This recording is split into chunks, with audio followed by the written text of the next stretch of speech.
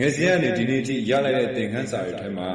အနာကျင်ဆုံးသင်ခန်းစာကတော့လူရင်းတွေပေးတဲ့သင်ခန်းစာတွေပါပဲဘသူကအပေါ်ရန်လဲဘသူကအစ်စ်မှန်လဲဆိုတာအားလုံးသိတယ်ကိုယ့်အပေါ်ဘသူကလိုသုံးလဲဘသူကမရှိသုံးလဲဆိုတာလည်းသိတယ်တချို့လူတွေလူအတိတရားလေးများဝင်လာမလားဆိုတဲ့စိတ်နဲ့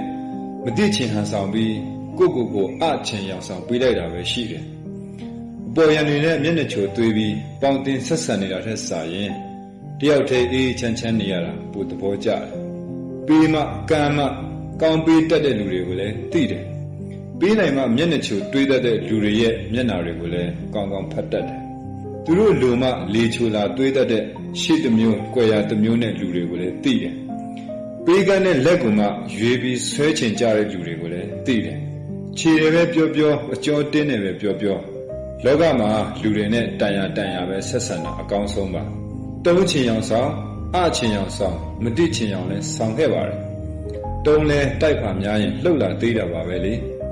လူလဲခံရပါများရင်နာတတ်တာတဘာဝကြပါတယ်မတွေးဘဲနေရင်အနာတက်တာတယ်ဆိုပေမဲ့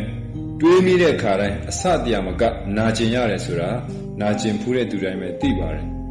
လူဆိုတဲ့အမျိုးကတန်ရာပဲကောင်းပါတယ်ဘဝတွေမျိုးစုံကြုံဖူးခဲ့တယ်လို့မျက်နှာမျိုးစုံတဲ့လူတွေကိုလည်းကြုံခဲ့ဖူးပါပြီငယ်စဉ်ကနေဒီနေ့ထိရလိုက်တဲ့သင်ခန်းစာတွေထဲမှာအနာကျင်ဆုံးသင်ခန်းစာကတော့လူရင်းတွေပေးတဲ့သင်ခန်းစာတွေပါပဲစေတနာကောင်းရင်ကံကောင်းပါတယ်